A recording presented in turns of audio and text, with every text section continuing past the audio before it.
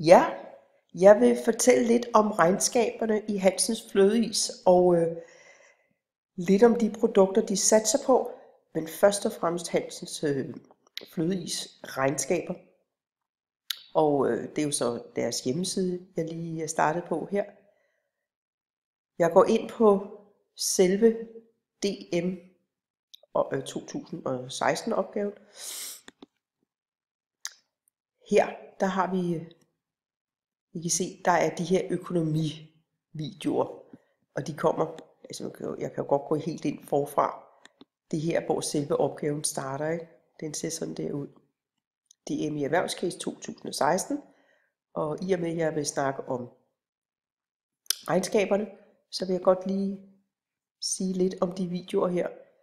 Ham her, direktøren Rasmus Ejby, han fortæller ikke et eneste ord om tal. Det han til gengæld siger, det er, at de er vækstet de sidste 5 år, og at de ikke er afhængige af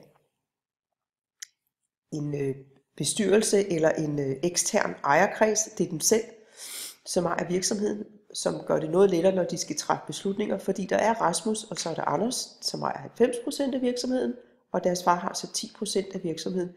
Så det er ret hurtigt at træffe en beslutning. Han siger også, at de er selvfinansierende, det vil sige, at de behøver ikke at gå ud i byen og låne penge hos banker og skulle stå til regnskab for dem. Altså inden for rimelighedens grænse. Vi har jo tale om en virksomhed med en balance på 22 millioner i alt. Men gå ind og se de her videoer, for der kommer mange andre interessante ting også. Men vi skal ind og finde nogle regnskaber, og det gør vi ved at starte ind på fronter. Og så går vi ind på biblioteket, og så går vi ind og kigger her i Skoda, navnenummer og erhverv, og så logger vi ind. Og her Hansens Flødeis, og søger den.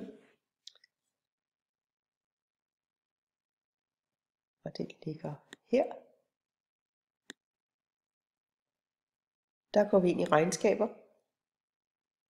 Og der kan I se, at den åbner op på 2015. Så ligger 14, 13, 12 og 11 her. Lad os gå ind og kigge i regnskabet for 15. Den kommer der. Så vil jeg lige sige nogle forskellige ting om det. Vi kører lige dernede af. Det er jo ikke noget stort regnskab. Det er også regnskabsklasse B med små med hang til regnskabsklasse C. Lad os lige se. Revisorerne, de er tilfredse med regnskabet. Der er ikke sket noget særligt. Nu kan I se, her der har vi selskabet Hansens Flødeis ApS. Det er jo så virksomheden, vi er inde og kigge på. Men de er faktisk ejet af et andet selskab.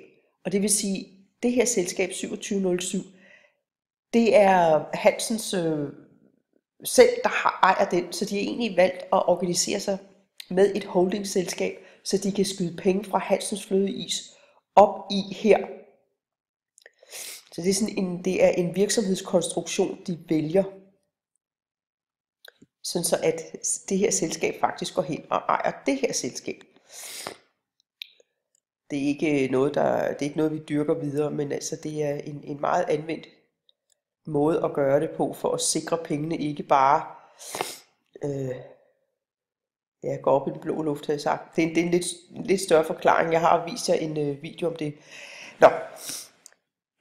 Det, der er med det her, som I ved, de fleste af jer ved det er, at i og med, at det er en regnskabsklasse B, hvor de låner lidt fra C, så behøver de ikke at opgive omsætning, og det gør de så heller ikke. Til gengæld får vi opgivet en bruttofortjeneste, og det er den bruttofortjeneste, vi må bruge, når vi beregner vores nøgletal som omsætning. Det vil sige, at vi har ikke nogen omsætning, som burde have stået heroppe, og vi har ikke nogen variable omkostninger, som burde have stået her.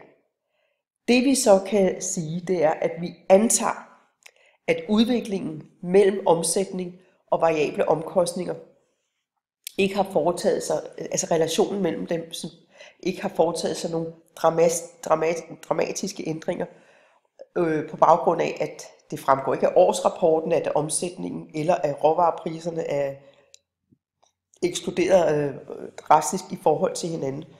Så vi kan egentlig antage, at den udvikling, der sker fra det ene år til det andet år, det faktisk viser en nogenlunde konstant udvikling mellem omsætning og omkostninger. Så når vi kan se fra 14 til 15, at bruttofortjenesten vokser, så er det på baggrund af voksende omsætning og nogle råvarepriser, der ligesom følger trop.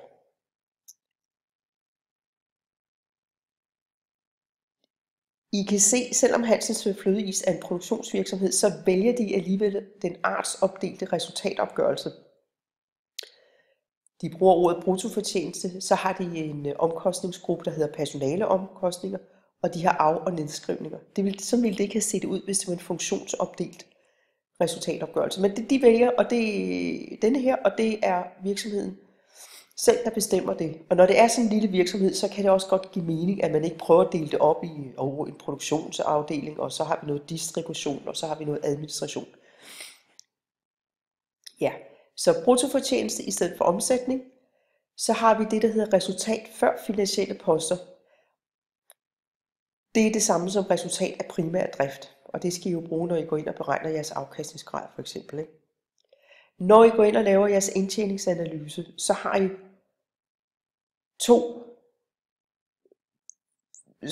3 omkostningsgrupper, I kan indeksere. Bruttofortjenesten bliver også, det er jo omsætning, som bliver indekseret. Personaleomkostninger, hvordan ser udviklingen ud i det? Af- og nedskrivninger. Og så har de altså som noget nyt fået en ny omkostningspost, som de kalder andre driftsomkostninger. Og den figurerer første gang her. Så der kan I egentlig vælge at skrive, at det påvirker selvfølgelig overskudsgraden negativt, at den er kommet, men den kan ikke indekseres, men man kan nøjes med at konstatere, at den optræder her i 2015. Når man nu lige kigger på de her tal, så kan man se, at afskriverne for eksempel, den eksploderer jo, den stiger jo simpelthen den er tredoblet fra 2014 til 15. Det er et udtryk for, at de har foretaget store investeringer, som de afskriver på, så derfor er det en meget stor post, og den vokser ret kraftigt. Det påvirker selvfølgelig afkastningsgraden, men i og med, at det er investeringer, så kan man jo tage det som noget positivt, fordi det udtrykker et håb og forventning til fremtiden. Selvfølgelig hvis afkastningsgraden gik hen og blev negativ, hvad den jo sådan set ikke gør, og det kan vi se her med resultat før finansielle poster, det er jo ikke negativt. Altså hvis afkastningsgraden er voldsomt truet, så kan det da godt være, at man lige skal dæmpe sine finansieringsaktiviteter lidt. Men hvis ikke, så er det egentlig et sundt udtryk, selvom afkastningsgraden måske viser en negativ udvikling. Ja, det var lige lidt om resultatopgørelsen. Så kører vi lidt længere ned. Så kan vi lige kigge på aktiverne, produktionsanlæg og maskiner. Det stiger fra 14 til 15. Her der falder de lige lidt, det vil sige, der har været afskrevet mere, end der har været indkøbt for. Så går vi ned og kigger på, hvordan ser det ud med passiverne. Og der kan vi se, at de har ikke noget, der hedder lange gældsforpligtelser.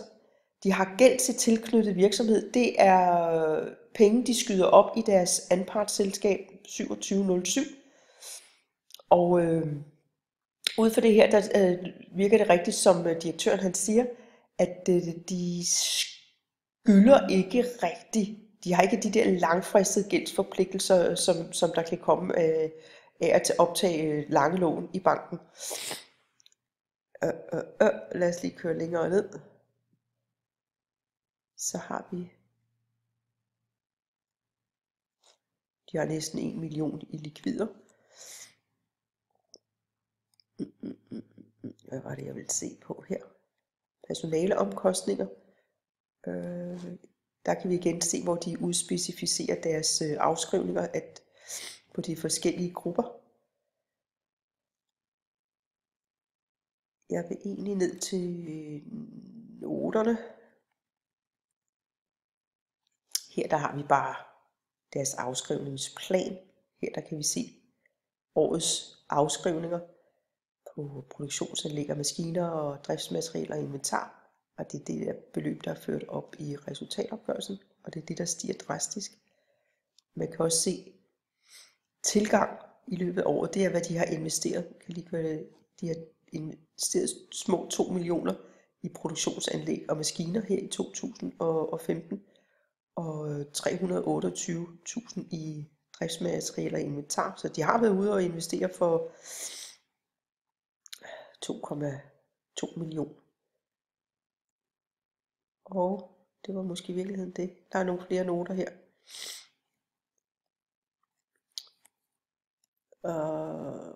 Ja, det var egentlig det, jeg ville sige.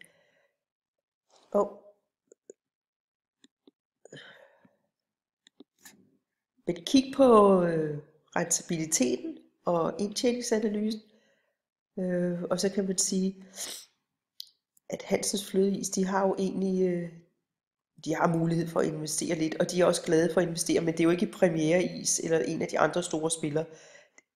Deres samlede balance, den er på de der sådan lidt over 22 millioner, ikke? Så det er i den omegn. Der var noget, jeg ville vise jer op i ledelsens beretning.